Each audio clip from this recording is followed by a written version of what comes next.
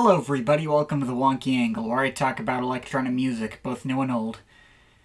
And today, I'm talking about the debut album from Cybotron, Clear, also known as Enter. You know, it's no secret that the overwhelming majority of artists I cover on this channel are white.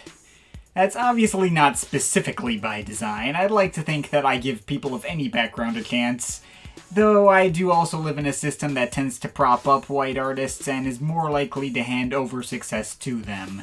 The fact that most of the artists I know in this genre just so happen to be white is undoubtedly a result of that system. But in the wake of these ongoing George Floyd protests, I felt compelled to make a video calling attention to the importance of black artists in electronic music.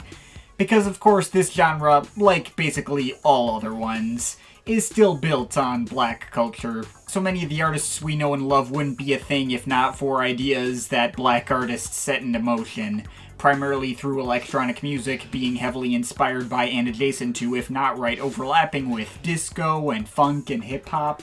And it's also not counting the artists who've been giant game changers directly in electronic music. I've already done a video about one such example. When Mr. Fingers came out with his last album, Cerebral Hemispheres, I talked about how he basically invented deep house music.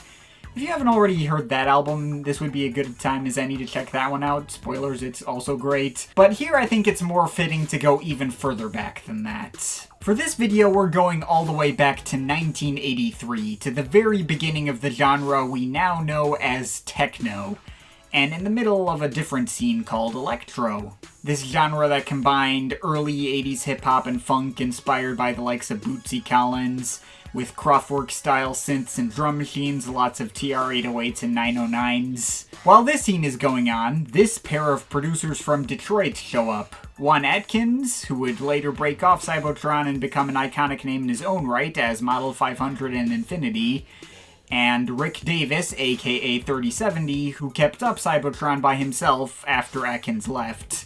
But in 1981, these two put out Alleys of Your Mind, arguably the first techno track ever created. A fairly low-key and menacing track made of nothing but harsh but not intense synth lines, a stripped-back drum machine beat, and garbled vocals with, I think, a vocoder applied over them to make them sound extra robotic. Alleys of Your Mind. Paranoia right behind. This track is largely credited with kicking off the entire Detroit techno scene, which would go on to have lots of other super influential and innovative names like Jeff Mills, Derek May, Kevin Saunderson, James Stinson and Gerald Donald of Drexcia, and the latter later of Japanese Telecom and Doppler Effect. Mike Banks and the whole Underground Resistance Collective, which also included some of the names I already mentioned, and many others. All black artists, by the way, and you can pretty directly see the through line from artists like these into later IDM artists who I've covered much more thoroughly on this channel. The influence of the Detroit techno scene on the electronic music landscape we know today cannot possibly be understated.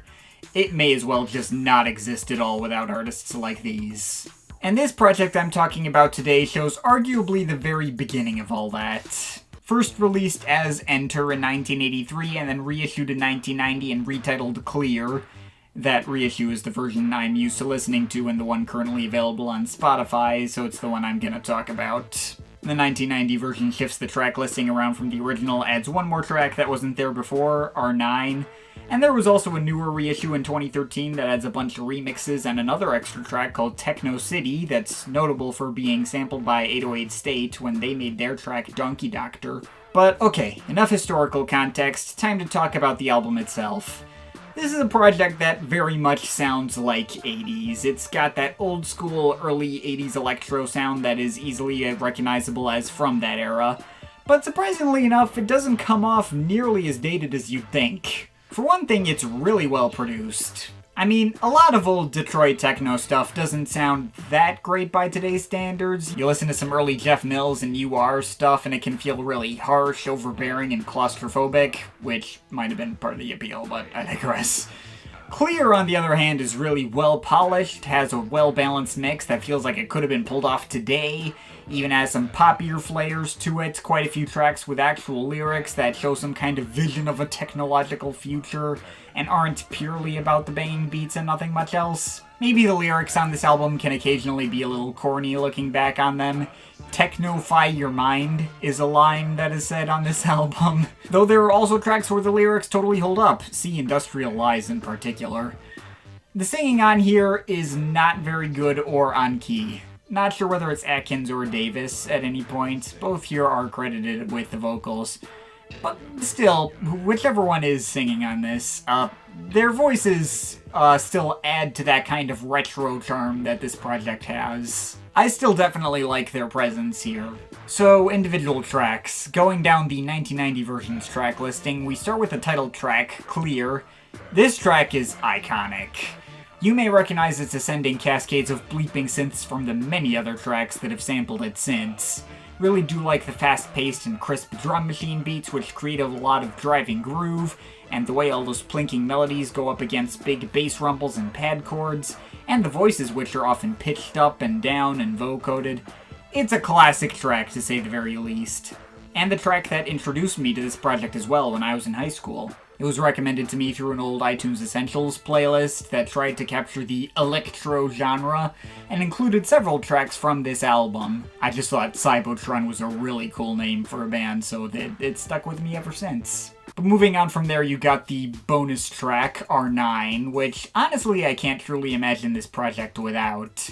It's easily the biggest banger in the bunch. The kicks and snares have a lot more of a visceral punch, the melodies are a lot more chaotic and dissonant, the deep echoing vocals add to that sense of menace. It's only a positive addition to the album if you ask me. Cosmic Cars is kind of a more lighthearted moment here. The lyrics are about what the title says. It is not exactly deep, but I've always really liked the way this one sounds. The beat with all the thumping 80s percussion and pitched cowbells, the funky bass lines and spacey chord stabs going up against the stuttered vocal snippets. That's a definite banger too. Then there's Enter, the title track and opener of the original version of the album. I can see why that would have been the intro, originally given its title, though. It would have been a weird place to start that doesn't necessarily let you know what you're getting into. The wailing and often very off-key vocals I could see being a turnoff, but there's still, let's say, effort put into them. You can't say that they half-assed the performance. Grapes and spice! And the instrumental is kinda slower with all these dark bass lines and the usual drum machines going up against these extremely 80s guitar solos, care of John Housley. It's one of the most overtly dated moments on here, but I still like it. The vocal delivery, as nuts as it is, still has this sense of catchiness to it. The synth textures give me some, like, Tangerine Dream Exit kind of vibes. Definitely still a cool track and one that's frequently gotten stuck in my head. Then there's Alleys of Your Mind, already talked about that one. Still a very nice track to have around as the most simplistic and stripped back moment on here. And then Industrial Lies, which instrumentally and vocally is pretty similar to Enter. Got the guitar solos and even some rapping.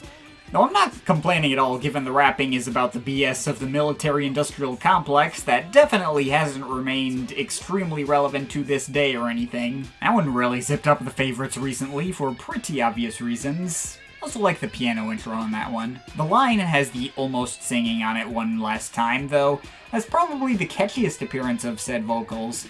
This one just sticks in the head and doesn't leave. Life is a line! Take a number! The instrumental is similar to the previous track, but much more energetic and fast-paced, another definite favorite of mine, and one I remember jamming out to while walking to high school quite a bit. The last two tracks are admittedly among my least favorites. My interest kind of dries up by the time those come around, but both are still solid tracks. Cosmic Rain Dance is a really cool instrumental with lots of wailing and squirting synth textures layered on top of each other. The outro even has this fake electronic rainstorm effect, which is a nice touch. Then finally, the closer El Salvador has plenty of high-pitched vocoder vocals that call parts of Kraftwerk's Radioland to mind, albeit alongside plucky guitar-like synths and squirty proto-acid bass lines. Good stuff. So yeah, that's the album. That's Clear, or Enter. Overall, yeah, I think this pretty clearly stands up as a classic, pun sort of intended. It's the kind of thing where you think you'd be easily able to guess when it came out, but when you actually look it up, your guess is way later than it actually turns out to be.